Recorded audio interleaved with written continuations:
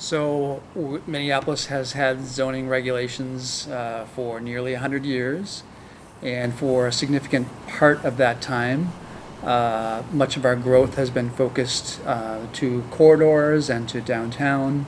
That will continue to be the case. However, a large percentage of our city, particularly of our residentially zoned land, is dedicated exclusively to single-family homes. And one part of Minneapolis 2040 that has gotten a lot of attention is that those areas will be opened up for dwellings of at least 3 units on any property. So that's a pretty significant change. We're probably the only large city that has gone from having large areas of single-family zoned districts to not having exclusive single-family zoning. So it's gotten a lot of attention, although there are many parts of Minneapolis 2040 that are also bold and ambitious about ensuring that we can accommodate growth that's projected over the next 20 years.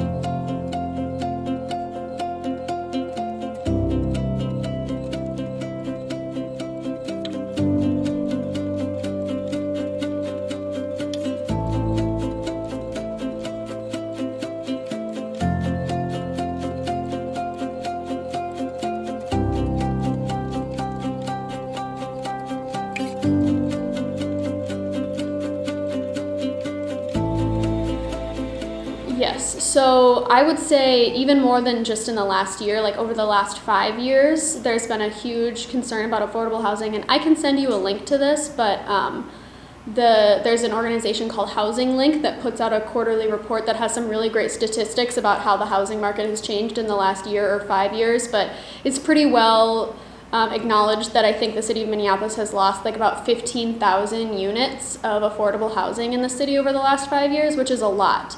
And it's definitely something that we hear from community members all the time. And it was a really common concern that people had as they were trying to find housing that was still in their neighborhood and in their community, and were having a really hard time finding something that was affordable to them or finding something that fit their family.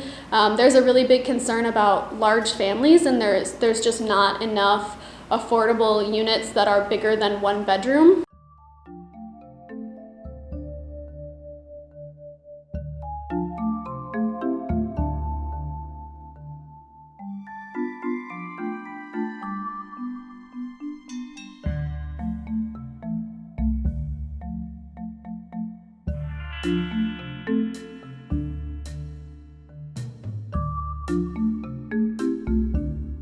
So I certainly think, and that's a narrative that I've heard over and over again from community members, is rents rising at different amounts, but dramatically, like to the not adjusted with inflation, not just landlords raising it incrementally to keep up with general inflation, but really huge dramatic increases in rent. And so I absolutely would love to see the city of Minneapolis create a really solid plan for rent control and to help people stay in their homes.